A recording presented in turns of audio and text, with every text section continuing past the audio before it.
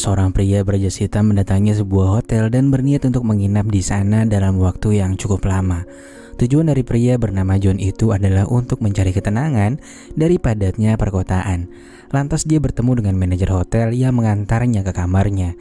Ketika di dalam, pria itu pun merapikan beberapa benda yang menurutnya salah posisi. Ya, pria itu nampaknya terobsesi dengan kerapihan tingkat tinggi atau perfeksionis. Dia lalu keluar dari kamarnya setelah beristirahat sejenak. John lalu melihat-lihat kolam renang dan ruang biliar. Sebelum beranjak pergi, pria itu tampaknya penasaran karena mendengar suara seseorang yang tengah mengobrol. Karena nggak menemukan jawaban, John pun memutuskan untuk menuju ke sebuah bar. Di sana dia bertemu dengan seorang bartender muda yang menawarinya minuman. Pria itu pun dengan sopan menolak karena terdapat peraturan untuk gak minum-minum setelah jam 9 malam. Pada keesokan paginya, John duduk tepat di samping seorang wanita tua di ruang makan untuk sarapan. Dia memegang sebuah buku berwarna merah tua di tangannya dan sesekali melihat sekeliling dengan tatapan penasaran dan juga bingung. Wanita yang duduk di sebelahnya pun mencoba untuk berbicara dengannya. Namun pandangan John malah terpaku dengan seorang wanita yang tengah melakukan olahraga yoga. Wanita bernama Ginny itu pun melihat John yang berada di luar dan menanyakan bagaimana teknik yoganya. Akan tetapi ketika dimintai pendapat, si John malah kabur begitu saja. Tepat setelah itu John memutuskan untuk berenang. Dan setelah beres, pria itu pun kembali membaca bukunya sembari chill di kursi santai.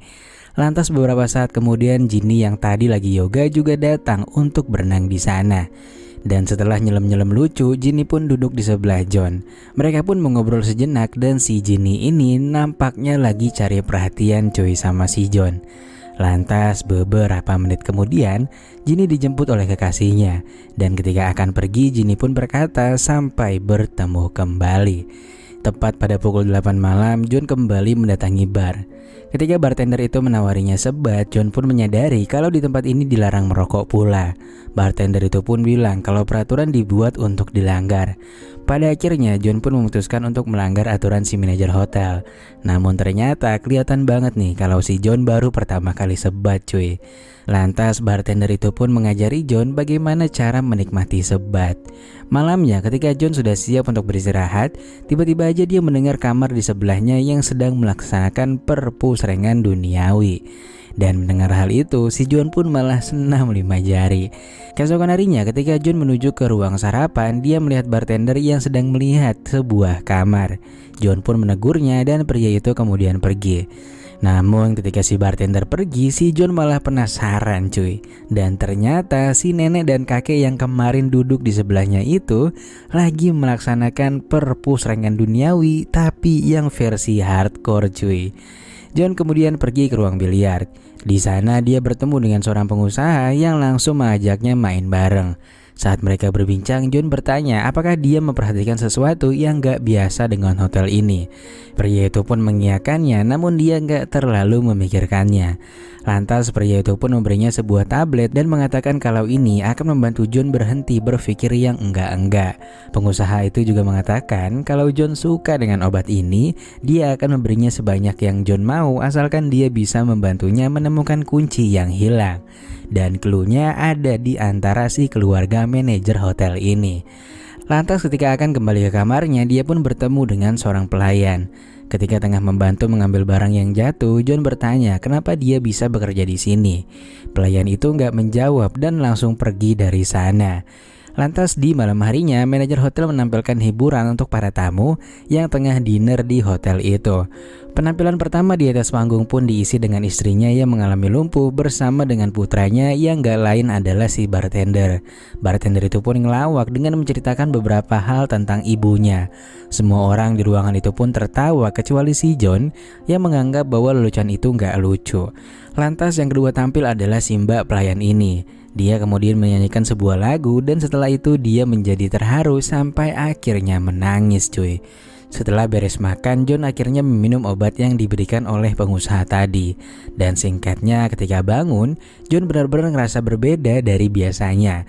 Dia juga terlihat lebih bersemangat. Pria itu pun akhirnya menuju ke kamar si pengusaha untuk membantunya mencari kunci, serta mendapatkan lebih banyak obat dari pria yang baru dikenalinya itu. Saat di tengah jalan, pria itu pun melihat istri si manajer hotel. Dan demi obat yang akan dijanjikan, pria itu pun akhirnya mencoba mencari kunci tersebut.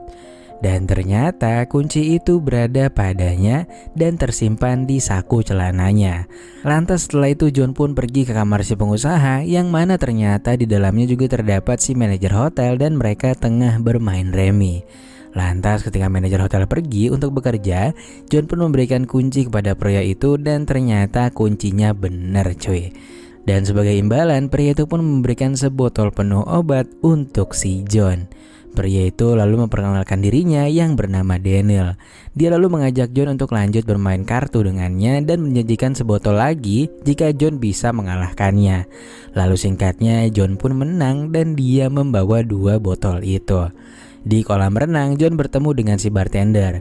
Pria itu meminta maaf kalau pertunjukan semalam membuat John kurang berkesan. Dia pun membongkar cerita kalau pertunjukan keluarganya semalam sebenarnya sudah disetting oleh ayahnya atau si manajer hotel. Bahkan ayahnya sendiri yang membuat materi lelucon untuk anaknya itu. Bartender yang diketahui bernama Alex ini pun merasa muak dengan semua pola tingkah ayahnya yang kadang gak masuk akal. Alex pun mengungkapkan agar sebisa mungkin John menjauhi ayahnya itu. Ayahnya telah mengunci mereka semua dan si pelayan itu adalah kakaknya Alex. John yang mendengarnya pun gak bisa berkata apa-apa selain mencerna perkataan Alex. Setelah beres berenang, John pun kembali ke kamarnya. Lalu di malam harinya, bartender memberikan tawaran untuk makan malam dengan keluarganya si Alex. John awalnya ragu menerima tawaran itu. Namun untuk memenuhi rasa penasarannya, John pun akhirnya menerima ajakan tersebut. Kemudian dia bergabung dengan keluarga manajer hotel untuk makan malam. Dia memperhatikan bahwa pelayan yang bernama Anna itu nggak makan bareng dengan mereka, padahal dia anak pertama mereka. Karena penasaran, John pun memberanikan diri untuk bertanya bagaimana sejarah hotel ini. Pria itu menjawab bahwa dulu hotel ini merupakan bangunan yang sangat sepi. Namun dia terus berusaha meningkatkan pelayanan dengan dibantu oleh keluarganya sendiri sampai jadilah seperti ini. Lantas tiba-tiba Alex menyela obrolan mereka sehingga menyulut si manajer hotel untuk berbicara dengan nada bicara yang tinggi. Sempat ingin melerai perdebatan itu, namun John diminta untuk tidak ikut campur dalam masalah ini. Manajer hotel itu pun mengatakan kalau ini adalah hotelnya dan dia memiliki aturan yang mutlak kepada setiap anggota keluarganya. Alex pun terus membantah peraturan sang ayah dan karena mulai merasa gak nyaman, John pun memutuskan untuk pergi dari sana. Beberapa saat kemudian dia mendengar suara seorang wanita yang berteriak. Karena merasa terganggu, pria itu pun akhirnya mencari tahu dan akhirnya dia pun menemukan sebuah ruangan yang di dalamnya terdapat si Anna. Pria itu pun langsung mengucapkan kalau dia bisa memberi bantuan kalau Anna membutuhkannya keluar dari hotel ini. Namun si Anna malah pergi sembari berkata kalau John gak akan bisa membantunya. John lalu memasuki sebuah lorong yang mana di kamar itu ternyata dia menemukan sebuah ruangan CCTV. Awalnya CCTV menampilkan lorong-lorong doang cuy. Namun sesaat kemudian ternyata juga ada di setiap kamar. John lalu kembali ke kamarnya dan sesaat kemudian TV di kamarnya menyala dan menampilkan video ketika Anna memberikan obat kepada Daniel si pengusaha. Dia juga melihat Jenny yang berpusreng dengan kekasihnya namun tanpa menunjukkan ekspresi apapun. Karena penasaran dia pun mencoba mencari tahu apa yang terjadi di kamar kosong yang berada di sebelah kamarnya. Di waktu yang sama Alex datang dan memberikan kunci kamar tersebut. Di dalam sana dia pun menemukan beberapa peralatan laboratorium serta jurnal mengenai modifikasi genetik. Atas semua bukti tersebut, John pun mulai kepikiran kalau semua staf hotel serta tamu yang ada di sini sedang bereksperimen dengan sesuatu yang ilegal, termasuk melibatkan dirinya yang udah beberapa hari terakhir ini selalu meminum obat dari Daniel. Lantas sesaat kemudian John kembali mendengar suara orang yang tengah berpusreng. Dia pun langsung mendobrak sebuah kamar yang mana ternyata terdapat Jenny dan kekasihnya yang tengah memberikan sebuah cairan. John pun langsung menegur kekasihnya, namun manajer hotel segera datang dan meminta John untuk tetap berada di kamarnya. Di sisi lain, Anna yang lagi ada di ruang kontrol kedatangan Alex secara tiba-tiba. Dia pun meminta Anna untuk pergi ke tempat John dan mengajaknya untuk berpusreng dengannya. Tentu awalnya Anna menolak, namun karena semakin didesak, Anna pun akhirnya menurutinya. Anna kemudian mendatangi kamar John tanpa berkata apapun dan Anna langsung menyuguhkan balon kembarnya. Pria itu langsung tahu kalau Anna sedang dalam keadaan terdesak. Dia pun langsung mengajaknya untuk pergi dari hotel itu. Alex yang sedari tadi melihat pergerakan mereka memberitahu tamu lain untuk menghentikan John dan juga Anna. Reaksi mereka pun menunjukkan kalau mereka telah dikendalikan oleh semacam komputer. Di sini mereka yang hampir saja bisa keluar dari hotel malah tiba-tiba kesandung dan di waktu yang sama John mengalami sakit pada bagian dadanya. Lantas tiba-tiba di depan mereka sudah ada Alex di sana. Dan seketika itu juga John pun jadi nggak sadarkan diri. Lantas beberapa saat kemudian John terbangun dari pingsannya. Dan gak jauh dari sana terdapat pula Anna yang sudah dalam keadaan sekarat. Sebagai penghormatan terakhir, John pun menyanyikan sebuah lagu yang sebelumnya dibawakan Anna dalam pentasnya kemarin. Dan setelah itu film pun selesai dan mengungkapkan bahwa Alex lah yang sebenarnya berkuasa di hotel tersebut.